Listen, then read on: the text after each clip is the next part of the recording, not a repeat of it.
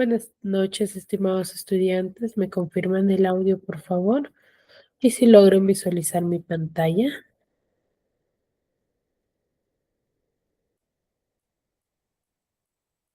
A ver.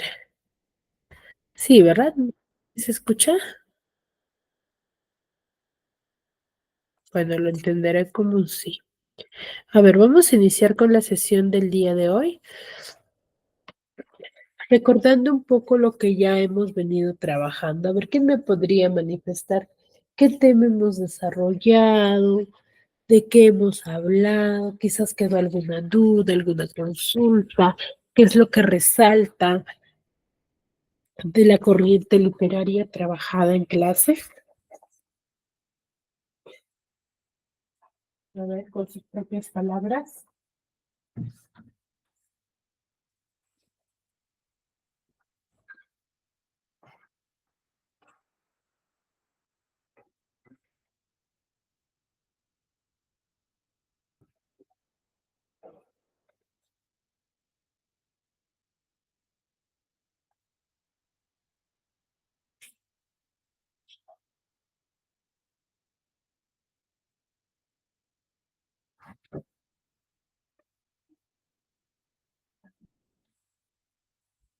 Nadie.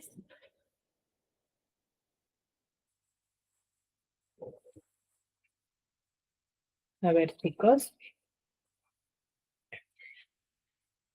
¿qué es lo que recordamos? A ver, Marco Antonio, ¿qué es lo que recordamos de la clase pasada? ¿Qué es lo que hemos entendido? Quizás para ti quedó alguna duda. ¿Qué es lo que resaltas de la corriente literaria que hemos trabajado? Profesora, ¿cómo está? Buenas noches. Disculpe, yo no estuve en la clase pasada por tema de trabajo y recién me estoy reincorporando al estudio. Ay, ya, ya. Es por ello que cada clase hacemos una pequeña retroalimentación para que ustedes se contextualicen. ¿Bien?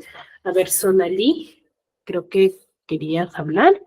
¿O quién activó su audio?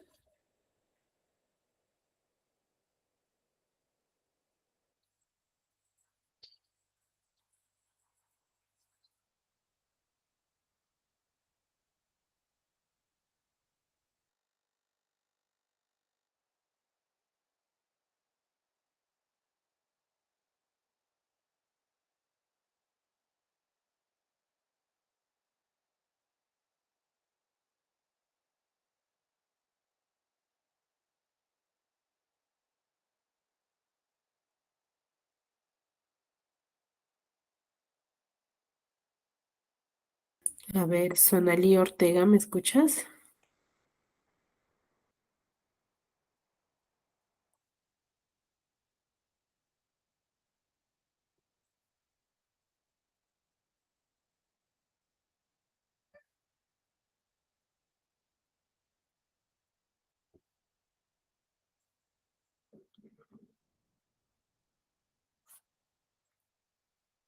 Adelis Betty.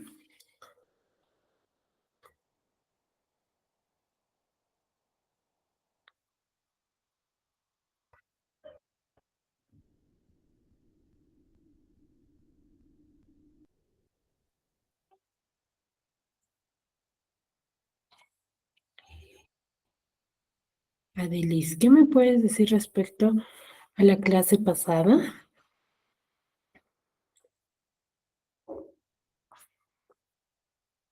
Ya puedes participar por el chat, no hay problema.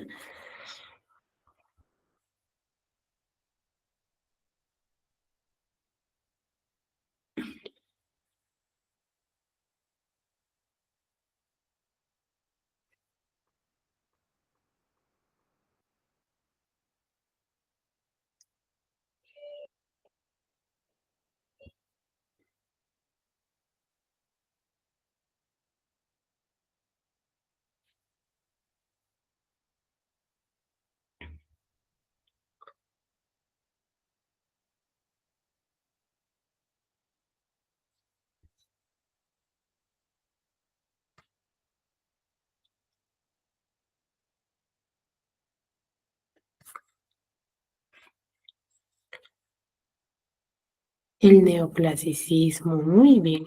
Hemos trabajado lo que es el neoclasicismo. ¿Qué hemos dicho respecto al neoclasicismo? A ver, ¿quién más? Roxana.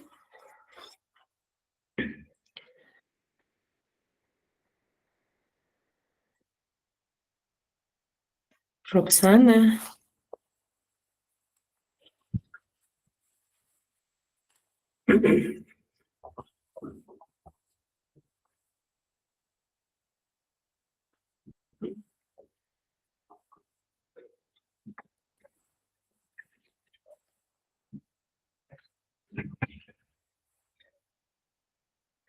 Ya. Milagros, muy bien, fue creado en Francia. Chicos, los que no participan de clase, sería recomendable que también puedan ver la clase grabada. Así se contextualiza, ¿no? Porque es consecutivo. Si bien es cierto, nosotros hemos trabajado lo que es el neoclasicismo francés, el día de hoy vamos a hablar sobre el neoclasicismo español. Y para ello es fundamental que ustedes puedan saber los antecedentes del neoclasicismo francés. ¿Por qué? Porque van a compartir una misma característica, no en diferentes países y de diferentes formas. Ya es por ello que hacemos una pequeña retroalimentación respecto a la clase pasada. ¿Ya? Por eso es fundamental que ustedes puedan quizás visualizar, ¿no? ¿Sí? De igual forma, vamos a recapitular de forma resumida nada más algunas partes y características de la literatura francesa, ¿ya? Ahí Milagritos nos está ayudando respecto a algunas características de la literatura francesa, ¿ya? A ver, cuando nosotros hablamos de la literatura, ¿ya? Francesa, o mejor dicho, del neoclasicismo francés, vamos a ubicarnos, sí, cronológicamente en la etapa del reinado de Luis XIV, ¿no? Nosotros nos contextualizamos a esta época, ya que va a contener diversas características por su antecedente histórico, ¿no? Es una etapa de innovación, ¿no? Es por ello que se le considera como la etapa de la ilustración. Y es ahí donde va a aparecer lo que es la Biblioteca Nacional, ¿no? Y la famosa Real Academia. ¿Qué o cómo yo diferencio al neoclasicismo francés? Uno, que hay un retorno del arte clásico a manera de imitación. ¿Qué quiere decir ello? Que los neoclásicos, por eso es que deriva el nombre neoclasicismo, ¿no? Porque se retrocede el tiempo y comparten algunas costumbres clásicas griegas, ¿no? Aquí va a haber un pensamiento ilustrado, un pensamiento de innovación, una orientación moralizante y didáctica, va a predominar la razón sobre el sentimiento, se va a desarrollar a través de la fábula y del teatro. Ya se desarrolla a través de la fábula y el teatro, ¿no? Se va a ver una nueva revaloración de ello. Vamos a tener diversos representantes, tanto en tragedia como en comedia. En tragedia vamos a tener a Pierre Corneli, quien es el iniciador de la tragedia neoclásica y va a presentar el alma misma de los personajes, ¿no? Quienes se van a presentar muchos o diversos temas históricos, ¿no? Tenemos al Cid Campeador, que es uno de los textos anónimos, a Ian Racine, a Medea, a Pedra, ¿no? Y en la comedia, que es lo que va a resaltar y obras, ¿sí?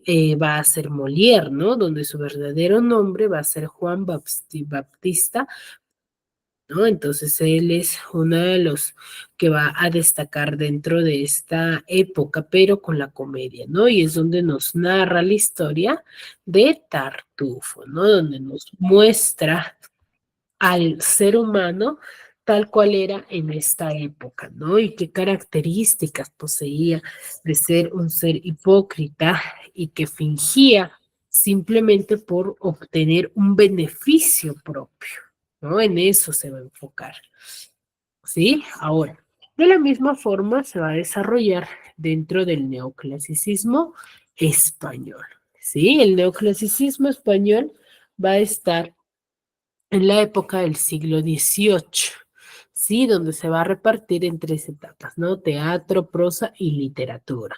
El teatro va a respetar lo que es la regla de las tres unidades, con tiempo, acción y lugar. La prosa, donde lo que va a sobresalir va a ser la crítica y los ensayos con Feijó. Y en la literatura, una poesía pastoril y la fábula, ¿no? Se va a revalorar lo que es la fábula, donde su objetivo o el objetivo principal va a ser el de enseñar, ¿sí? La poesía pastoral, o mejor dicho, la metodología de trabajo de esta literatura, el objetivo va a ser el de enseñar, ¿no? Educar al pueblo. Tenemos a Valdés y a Samaniego dentro de esta época, ¿no? Asimismo, se puede considerar que dentro del neoclasicismo español vamos a tener temas claves o resaltantes como es el racionalismo, el moralismo, la imitación de los clásicos, el predominio de la razón sobre la imaginación, ¿no? Entonces, lo racional va a sobresalir dentro del neoclasicismo español, lo moralizante, ¿no? La moral, esta imitación que ellos van a tener con los clásicos, ¿no? La imitación de los clásicos referente a su forma de literatura y cultura que ellos presentaban, ¿no? Y lo que sí va a resaltar es que dentro de esta época lo que va a predominar más va a ser la razón más que la imaginación, ¿no? Es por eso que nos dice acá, ¿no? Predominio de la razón sobre la imaginación. Vamos a tener diversas manifestaciones como es la fábula, el teatro y el ensayo, ¿no? Fábula, teatro y ensayo van a ser manifestaciones resaltantes de esta época, ¿ya? Vamos a tener diversas obras, ¿sí? Diversas obras como Robin's Crusoe, de Dove, vamos a tener a los viajes de Gulliver, ¿sí? Vamos a tener a Werther con Johann Wolfgang Goethe, vamos a tener a El sí de las niñas con Luis Fernando de Moratín, que es en el teatro, a Félix María de Samaniego, a Tomás de Iriarte y a José Cadalso, ¿ya? Y a José Cadalso, que son dignos representantes de esta época.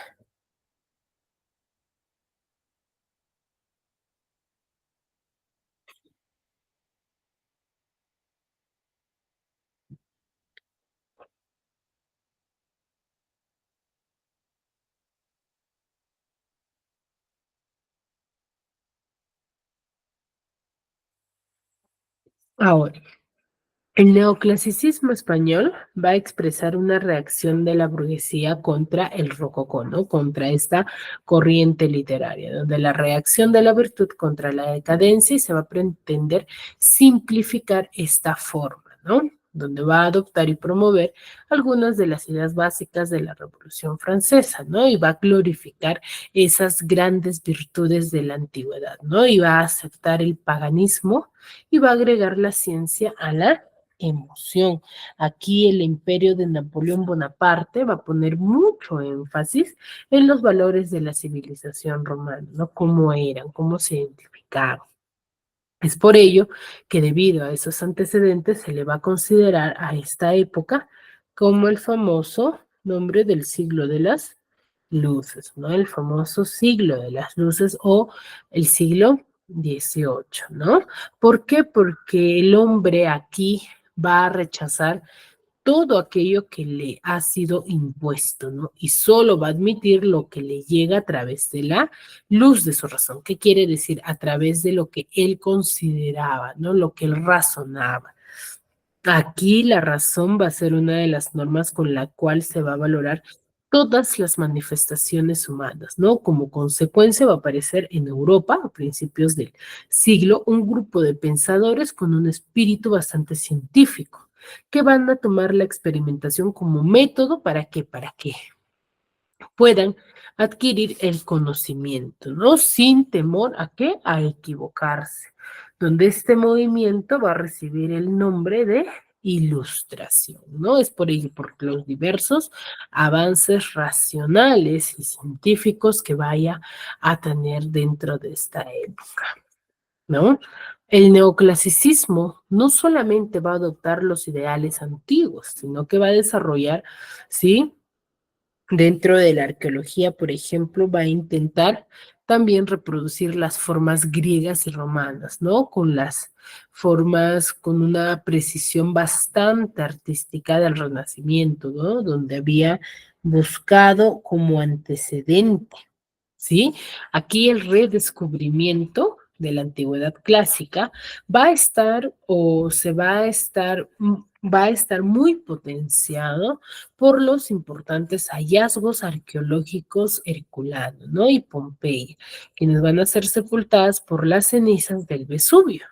Y es donde van a salir a la luz en 1719 y 1748 respectivamente. ¿Ya? ¿Cómo es y cómo se desarrolla la literatura en el siglo XVIII? Pues bueno, se considera a los escritores griegos y latinos como modelos a imitar, ¿no? Es un retorno a los clásicos grecolatinos. Ese va a ser el origen de la palabra neoclasicismo, ¿no? Acá nos dice retorno a los clásicos grecolatinos. Por eso es que se deriva el nombre del neoclasicismo, porque hay una vuelta a esas costumbres, ¿no? Aquí los neoclásicos van a dar preferencia a la razón frente a los sentimientos. ¿Qué quiere decir? Para ellos, lo que va a valorar más va a ser lo racional, la lógica objetiva, más que el pensamiento subjetivo, ¿no? Que era el sentimiento. Y se va a imponer reglas a las que se van a deber o se van a tener que ajustar las obras literarias, ¿no? Como consecuencia de lo anterior, se va a abandonar bastante lo que es la producción lírica, ¿no? Que quiere decir la poesía, y se va a rechazar lo imaginativo y lo fantástico, ¿no? Ya que no se va a escribir para entretener a la sociedad, ¿no? Que hasta el momento se venía realizando, ¿no? ¿Cuál era el objetivo? Era entretener, llenar de ilusión y fantasía al ser humano, pero ya no se va a obtener con ello, ya no se va a escribir con ese objetivo, sino se va a escribir con el fin de educar a la sociedad, ¿no? Con el fin de educar al pueblo. Es ahí donde van a aparecer los ensayos, van a aparecer las enciclopedias, ¿no? Aquí va a tener marcado un carácter crítico, didáctico y moralizante dentro de la literatura neoclásica, ¿sí? A ver, hasta ahí, ¿todo claro?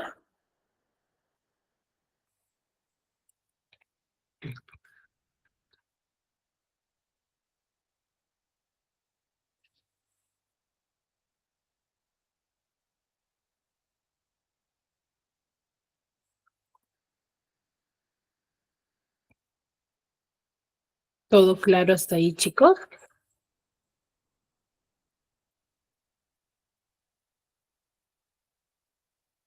¿O hay alguna duda?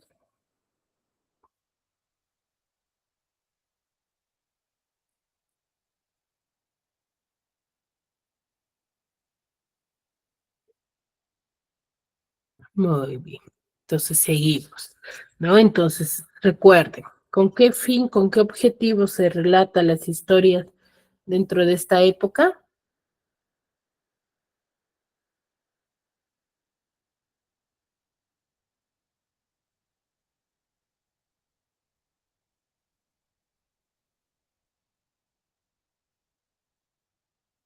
¿Cuál es el objetivo?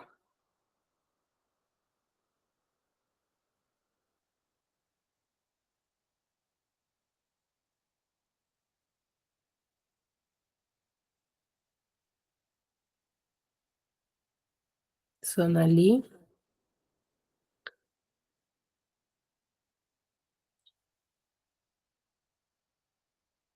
Marco Antonio.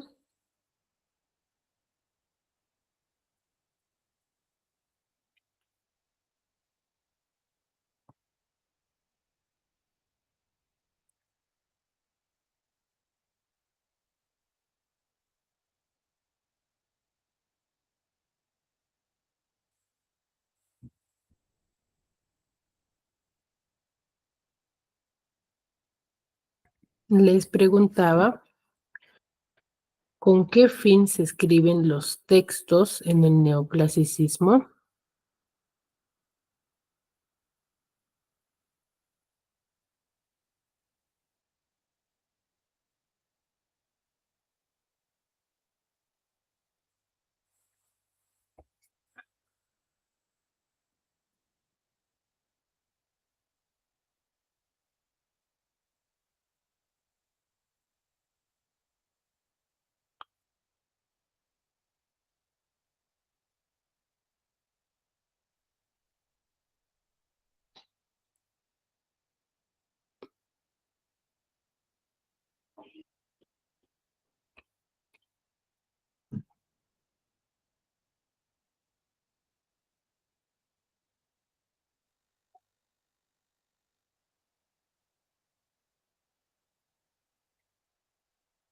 Marco Antonio, lo hemos dicho hace un momento.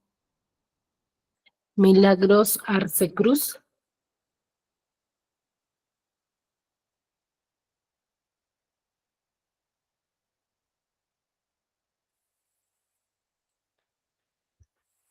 Milagros. Sonalí Ortega.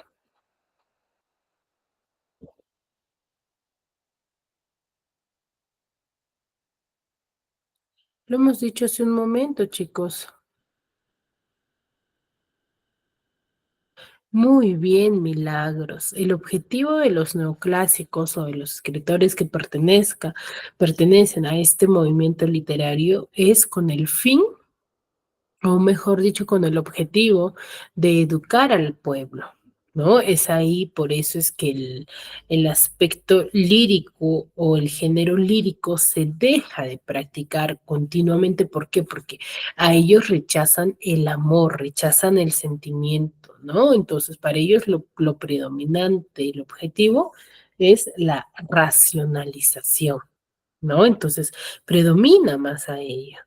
¿No? Entonces, por eso ellos buscan eso. Y chicos, si tienen dudas, consúltenlo, no tengan miedo. La idea es, para ellos son las clases, ¿no?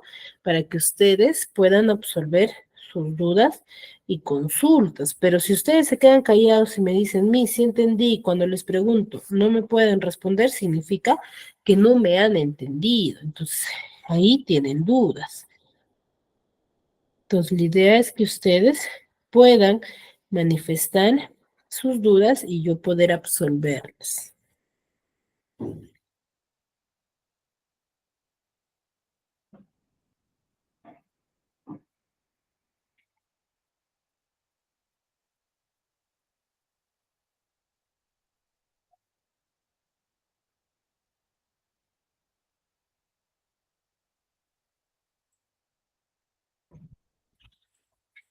Sí, por favor, ¿sí? Muy bien. Entonces, seguimos. ¿Cómo es la ideología ilustrada, no? ¿Por qué se le denomina? ¿Por qué? Porque hay muchos avances, ¿no? Científicos dentro de esta época, ¿ya? La ideología ilustrada es un movimiento cultural e ideológico, ¿no? Que se va a desarrollar en Europa durante el siglo XVIII, ¿ya? Donde este movimiento, ¿sí? Literario, mejor dicho, esta forma de presentarse, va a tener un espíritu crítico y culto a la razón, donde va a haber una oposición a los prejuicios, ¿no? A la ignorancia y a la sumisión intelectual, ¿no? Que se vaya a desarrollar durante esta época. Esa sumisión, ese, se podría decir, ese aspecto donde se reprimían, ¿no? Va a haber una fe en el progreso, un espíritu científico, ¿no? Al avance de esta metodología, ¿no?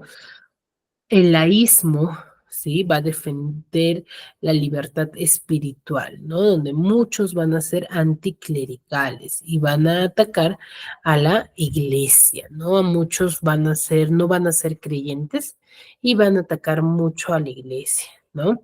Una religión natural, donde se va a creer que la bondad natural del hombre y el deísmo, ¿no? Donde Dios se va a defender del hombre y del mundo a su alrededor, ¿no?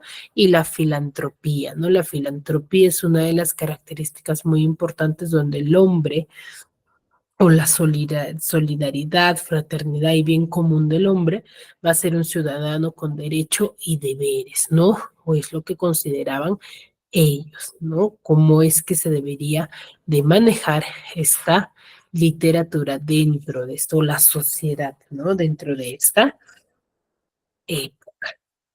¿Sí? El reformismo que va a surgir como una necesidad de cambios profundos, donde van a defender el despotismo ilustrado, ¿no? Todo para el pueblo, pero sin el pueblo, entonces no había lógica. El afán didáctico, el saber hace libre al hombre y se va a buscar la educación del pueblo, donde la literatura debe de enseñar deleitando, ¿no? Enseñando, informando. Y el neoclasicismo, donde hay una vuelta a los clásicos, ¿no? A los griegos, latinos y españoles del siglo de oro, donde las normas estéticas de la perceptiva clásica, ¿no? La verosimilitud, la imitación de la naturaleza, la regla de las tres unidades, ¿no? Acción, tiempo y espacio. Aquí van a ir surgiendo las academias, ¿no? Estas van a subrayar el valor normativo de lo clásico, ¿no? Y van a despreciar el barroco y van a defender el buen gusto, ¿no? El buen gusto, el detalle, el exceso de detalle, entonces se va a respetar, van a despreciar, ¿no? Vamos a tener diversos géneros, como bien es cierto, en cada corriente literaria se va a venir trabajando diversos géneros, ¿sí? Como la lírica, el teatro, la prosa.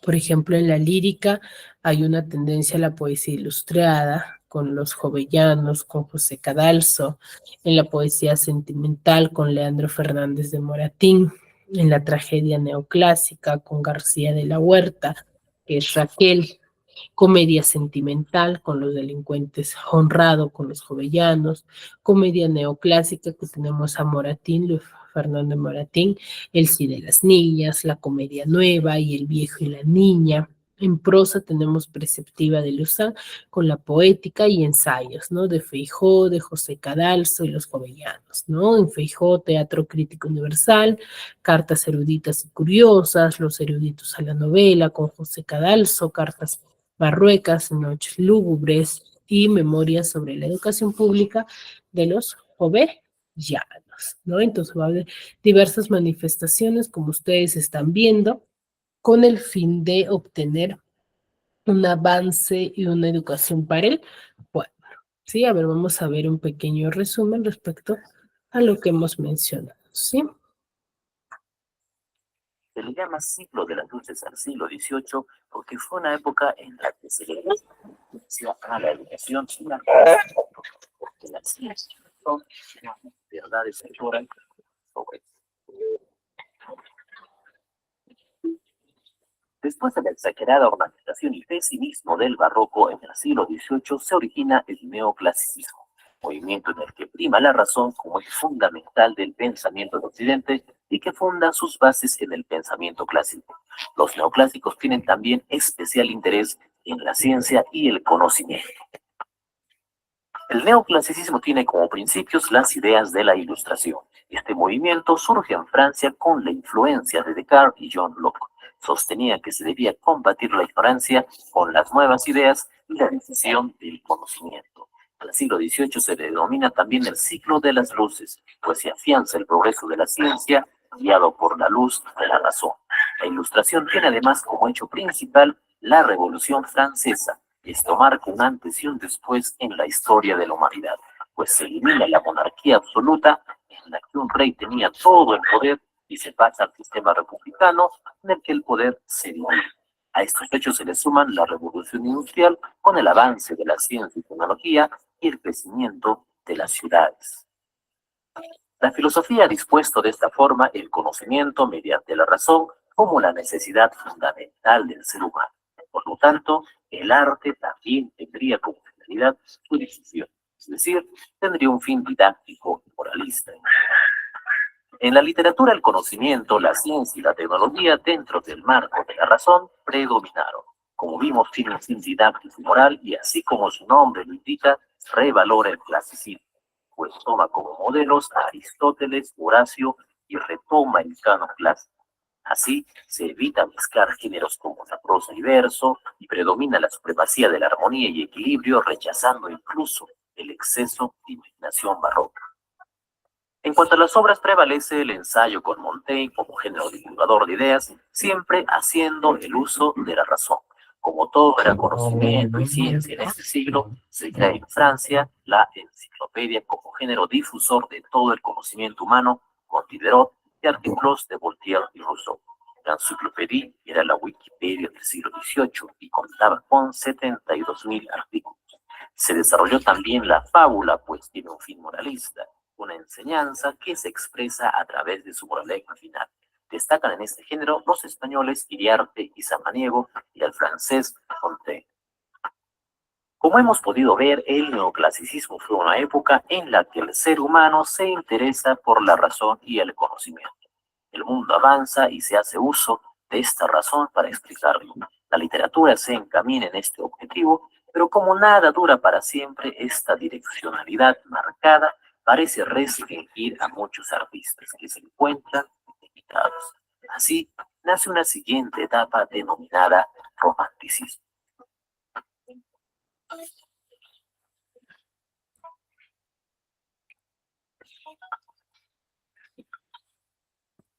Se le llama siglo de las luces del siglo XVIII porque fue una época en la que se le dio importancia a la educación y al conocimiento, porque la ciencia y la razón eran las verdades motoras del progreso. Después de la exagerada ornamentación y pesimismo del barroco en el siglo XVIII, se origina el neoclasicismo, movimiento en el que prima la razón como eje fundamental del pensamiento del Occidente y que funda sus bases en el pensamiento clásico. Los neoclásicos tienen también especial interés en la ciencia y el conocimiento. El neoclasicismo tiene como principios las ideas de la Ilustración. Este movimiento surge en Francia con la influencia de Descartes y John Locke. Sostenía que se debía combatir la ignorancia con las nuevas ideas y la difusión del conocimiento. Al siglo XVIII se le denomina también el siglo de las luces, pues se afianza el progreso de la ciencia guiado por la luz de la razón. La Ilustración tiene además como hecho principal la Revolución Francesa. Esto marca un antes y un después en la historia de la humanidad, pues se elimina la monarquía absoluta en la que un rey tenía todo el poder y se pasa al sistema republicano en el que el poder se divide. A estos hechos se le suman la revolución industrial con el avance de la ciencia y tecnología y el crecimiento de las ciudades. La filosofía ha dispuesto de esta forma el conocimiento mediante la razón como la necesidad fundamental del ser humano. Por lo tanto, el arte también tendría como finalidad su difusión, es decir, tendría un fin didáctico y moralista. En la literatura, el conocimiento, la ciencia y la tecnología, dentro del marco de la razón, predominaron.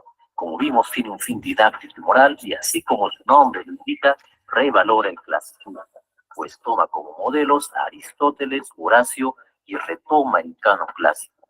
Así, se evita mezclar géneros como la prosa y verso, y predomina la supremacía de la armonía y equilibrio, rechazando incluso el exceso de imaginación barroca. En cuanto a las obras, prevalece el ensayo con Montaigne como género divulgador de ideas, siempre haciendo el uso de la razón. Como todo era conocimiento y ciencia en este siglo, se crea en Francia la enciclopedia como género difusor de todo el conocimiento humano, con Diderot y artículos de Voltaire y Rousseau. La enciclopedia era la Wikipedia del siglo XVIII y contaba con 72.000 artículos. Se desarrolló también la fábula, pues tiene un fin moralista, una enseñanza que se expresa a través de su moraleja final. Destacan en este género los españoles Iriarte y Samaniego y el francés Corneille. Como hemos podido ver, el neoclasicismo fue una época en la que la gente más se interesa por la razón y el conocimiento. El mundo avanza y se hace uso de esta razón para explicarlo. La literatura se encamina en este objetivo, pero como nada dura para siempre, esta direccionalidad marcada parece restringir a muchos artistas que se encuentran limitados. Así, nace una siguiente etapa denominada romanticismo.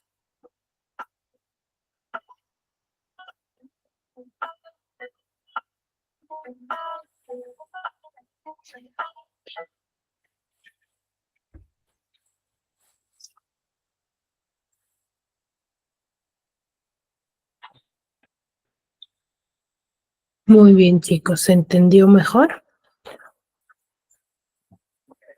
sobre el neoclasicismo español?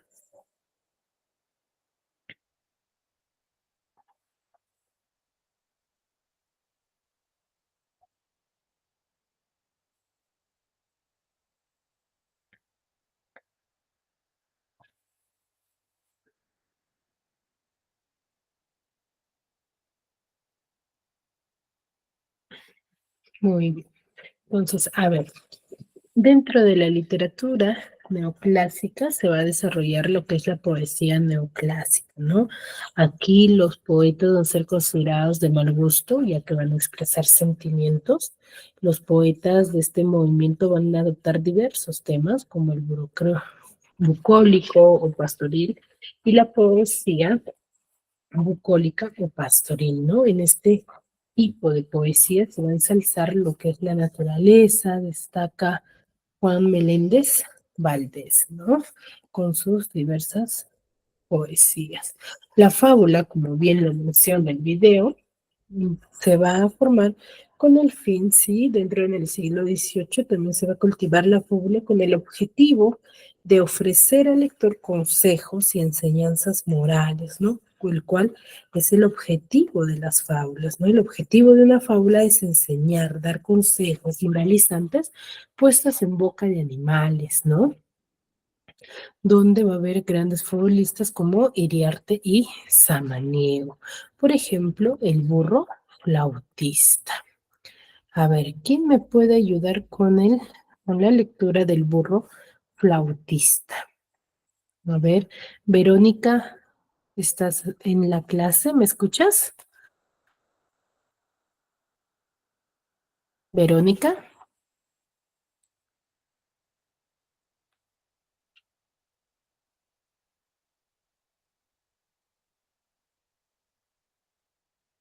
Verónica.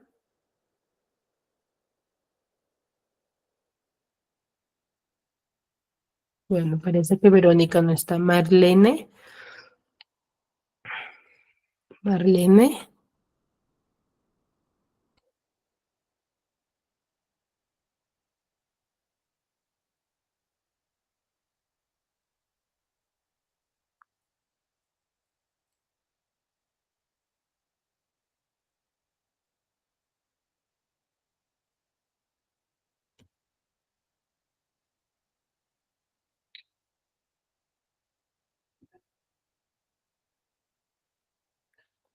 Giovanni,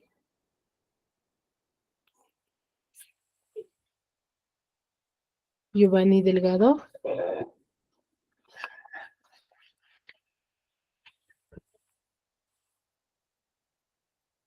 Bueno, tampoco está. Sonali, ¿puedes activar tu audio? A ver, ¿quién puede activar tu audio para que me pueda ayudar con la lectura de este texto?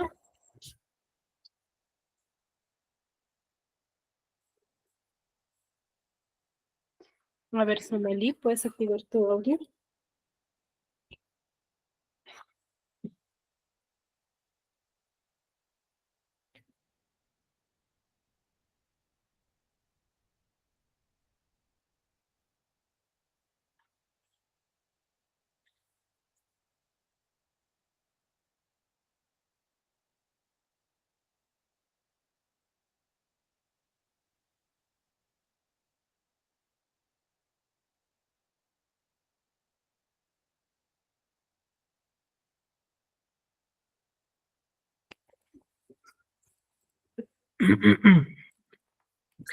No, Sonali, te decía si puedes activar tu audio, por favor. No creo que todos tengan problemas. Verónica Castillo. Buenas noches. Buenas noches, Verónica. A ver, Verónica, ¿me puedes ayudar con la lectura del texto? Ya, el burro flautista. Y debajo de lo que te estoy señalando, sin reglas, Ya, desde sin ahí. reglas de arte, el que en algo acierta, acierta por casualidad.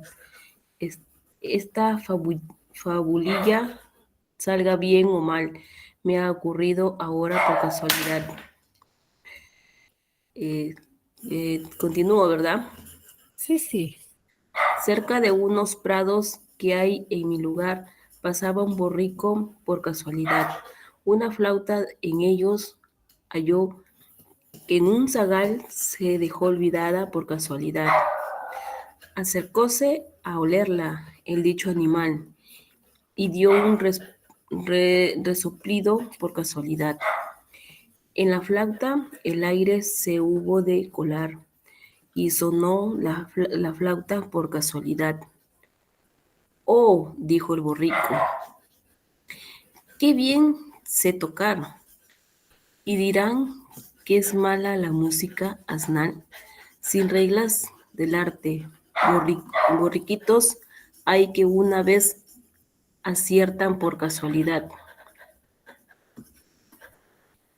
Muy bien. Excelente. ¿Qué enseñanza, qué moraleja nos da esta fábula?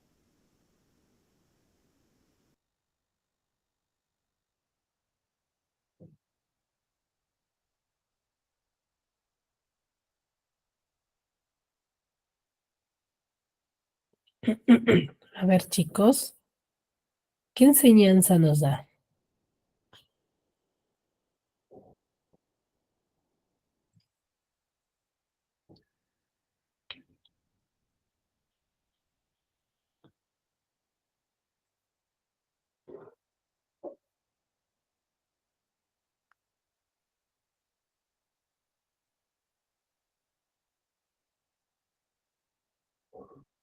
¿Ninguna? ¿No nos da ninguna enseñanza?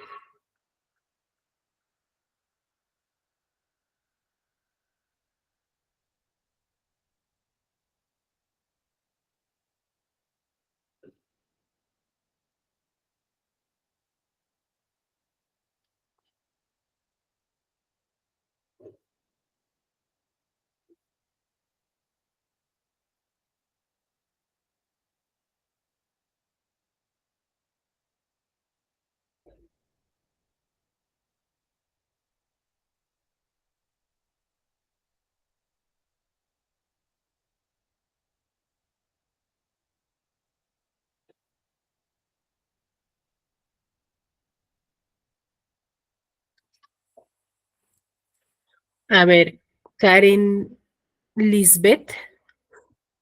Karen Lisbeth.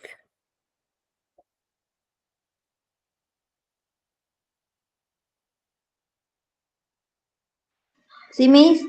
Karen, a ver, ¿qué mensaje nos da esta fábula?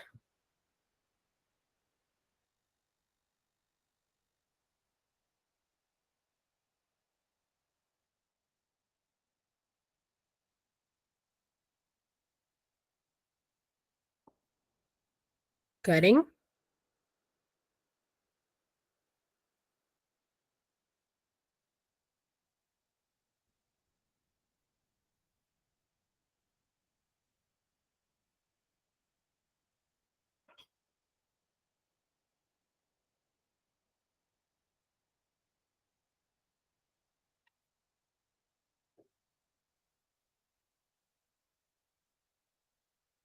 Karen.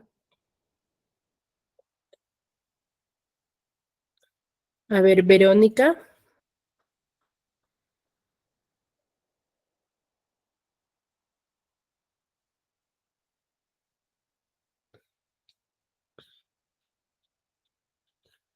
Verónica.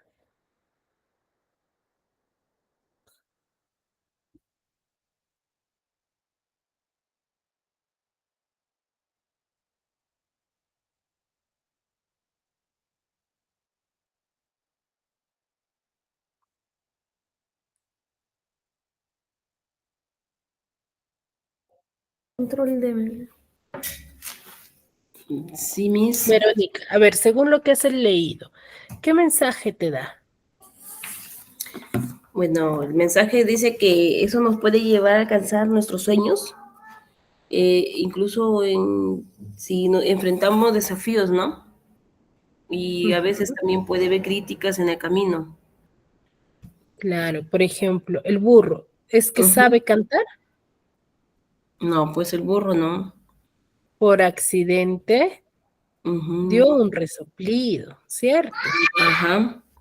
Ujú. Ese es el mensaje, ¿no? Que a veces consideramos a las personas como que deficientes en alguna forma o en algunas actividades, pero no nos damos cuenta que sí lo pueden lograr, ¿no? Hasta de quien menos. A pesar que haya obstáculos en nuestro camino, siempre uno demuestra con mucho esfuerzo, ¿no? Y dedicación. Y se ve Exacto. que ahí se logra muchos y grandes cosas. Ujú. ¿Ya? Hay que tener en claro ello, ¿ya? Muy bien. Pues, ¿Ya? Entonces, ¿la fábula va a marcar? Sí, va a marcar mucho la época. ¿Por qué? Porque se va a mostrar, sí, con el fin de enseñar a la sociedad. Otro de los géneros que se va a poner en práctica va a ser el teatro en el neoclasicismo, ¿no? Como toda obra neoclásica, el teatro se va a someter a las rígidas normas del clasicismo, ¿no? Donde va a adoptar las tres unidades que Lope de Vega había roto en el barroco, ¿no? Desaparece de las obras de teatro todo tema imaginativo y fantástico, así como la mezcla de lo mágico y lo cómico, ¿no? Y va a surgir un teatro exclusivamente didáctico, ¿no? Aquí el famoso la regla de las tres unidades, acción, tiempo y lugar. Acción, donde solamente para los neoclásicos va a haber una acción en la obra, ¿no? En el teatro anterior había diversas acciones paralelas, ¿no? La de los señores y de los criados. El tiempo va a haber la acción, debe suceder como máximo a lo largo de un día, más no se debe de prolongar. Y el lugar, toda obra debe de desarrollarse en el mismo espacio, en el mismo ambiente, ¿sí? Y vamos a tener aquí a Leandro Fernández de Moratín, ¿no?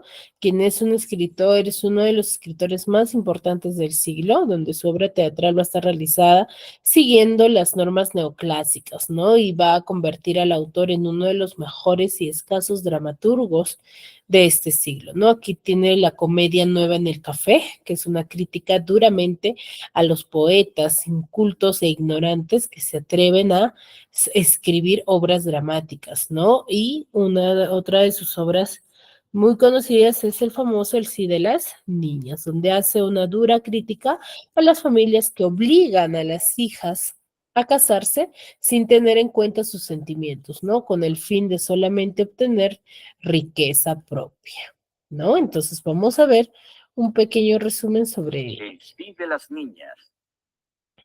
El sí de las niñas es una novela escrita por el español Leandro Fernández de Moratín a comienzos del siglo XIX. En la novela se relata la historia de un hombre de 60 años llamado Don Diego, que se encuentra acompañado de su sirviente Simón en una posada de Alcalá, a la espera de la llegada de doña Inés y de su hija Francisca. Don Diego le cuenta a Simón que está enamorado de Francisca, que para él es una joven con buenos valores, virtudes y sobre todo muy hermosa. Él, junto con doña Inés, la madre de Francisca, planearon su matrimonio, aunque sin la aprobación de ella, que durante ese tiempo se encontraba estudiando en un internado de monjas.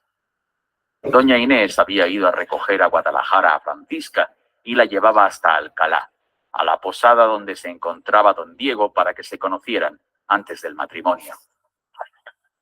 Durante la charla entre estos dos hombres, Simón le habla a don Diego sobre la diferencia de edades entre Francisca y él, y le dice que el el joven y apuesto sobrino de don Diego, llamado Carlos, es mejor partido para la joven. Don Diego reacciona molesto. Él cree que su sobrino es un mujeriego y que nunca se toma a las mujeres en serio. Al final la espera termina y llegan doña Inés y su hija. Se presentan y comienzan a charlar sobre las múltiples familias millonarias. La conversación es para Francisca poco interesante, así que decide retirarse y se va, ocasión que aprovecha don Diego para hablar con doña Inés sobre la joven. Don Diego le exige a doña Inés que sea Francisca quien le diga de frente el amor que siente por él, ya que los supuestos halagos que él ha recibido han sido siempre mediante la madre. Él quiere que la joven le confiese el por qué prefiere un marido experimentado, de edad madura, y que sepa cómo llevar su matrimonio, ya que los matrimonios jóvenes no tienen la capacidad de llevar una relación. Lo que ambos no saben es que Francisca y Carlos, el sobrino de don Diego, han mantenido una relación en secreto durante el tiempo que la joven estuvo estudiando en el convento. Carlos la visitaba por las noches. Él llegaba sigilosamente y se saltaba el muro del lugar para encontrarse a solas y en secreto con Francisca en el jardín del convento.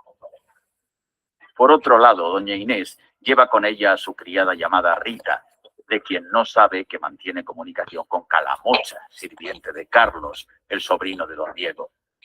Ambos se encuentran en la misma posada, y Calamocha le cuenta a Rita que su patrón recibió una carta en la que Francisca le cuenta que su madre está planeando casarla con un señor de 60 años. En ese momento, su patrón Carlos se encontraba en Zaragoza y decide viajar a Alcalá para impedir el matrimonio y confesarle a doña Inés su amor hacia Francisca.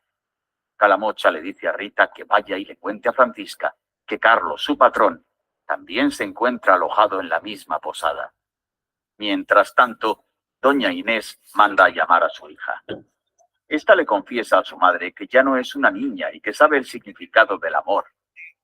Se niega a casarse con don Diego porque no lo ama. Su madre intenta convencerla de que lo mejor que puede hacer es casarse con don Diego, ya que con él no le hará falta de nada y podrá tener más lujos de los que ella se imagina. Doña Inés cree que su hija no quiere casarse con don Diego porque se quiere quedar en el convento y convertirse en monja, pero Francisca lo niega. Mientras tanto, don Diego sospecha que la joven no siente el mismo cariño que él siente por ella y le dice a Francisca que espera que ella le exponga su cariño. Pero cuando Francisca intenta negarse a contraer matrimonio con él, la madre la interrumpe e impide que le confiese la verdad. Don Diego sale de la habitación y descubre que su sobrino Carlos se encuentra en la misma posada. Le pregunta por qué se encuentra en el lugar, y Carlos, temeroso, termina por contarle toda la verdad a su tío. Don Diego, enojado, lo tira de la posada y le exige que regrese a Zaragoza y que cumpla con sus obligaciones. Carlos obedece y se marcha junto con su sirviente Calamocha. Rita, la criada de doña Inés, se entera de lo sucedido y le cuenta a Francisca que Carlos y su sirviente se han marchado de la posada. La joven rompe en llanto y cree que Carlos la ha abandonado. Esa misma noche, Carlos llega a darle una serenata a Francisca y tira una carta por la ventana que Rita tendría que recoger y llevársela a Francisca. Pero por error, la carta cae en manos de don Diego. Este se molesta mucho porque sospecha que el acto es propiciado por un enamorado de Francisca. Cuando Rita sale en busca de la carta, la criada no la encuentra y le dice a Francisca que no encontró la supuesta carta que Carlos tiró por la ventana. La joven se empieza a sentir decepcionada y cree que Carlos simplemente la ha engañado. Esa noche, Francisca y don Diego se encuentran en la sala de la posada. Él le exige que le confiese lo que en verdad siente por él y que si existe otro pretendiente que a ella le interese. Y la joven, decepcionada por el abandono de Carlos, le dice que no existe nadie más y que la razón por la que no quiere casarse es porque quiere regresar al convento. Don Diego, no muy convencido, lee la carta y se entera de que el pretendiente de Francisca es su sobrino Carlos. Lo manda a llamar con su sirviente Simón y le pide a su sobrino que le exponga sus intenciones con Francisca. Él le cuenta que por un tiempo ellos han mantenido una relación en secreto y que ha venido para casarse con ella. Ante esta situación, don Diego se da cuenta de que la joven no siente el cariño que creía que ella sentía. Y le comenta a doña Inés que su hija está enamorada, pero no de él, sino de su sobrino Carlos. Sin embargo, doña Inés cree que es un plan de don Diego para liberarse del compromiso con su hija. Don Diego trata de convencer a doña Inés y le dice que él no tiene ningún impedimento en que Francisca y su sobrino Carlos contraigan matrimonio, sino todo lo contrario. Él bendice su unión y los frutos de esa relación. Muy. Entonces, en el Sí de las Niñas, la obra teatral de Fernando de Moratín, se puede observar, ¿sí? Esta acción, ¿no? De sociedad que predominaba dentro de esta época, ¿sí? ¿Alguna duda, alguna consulta?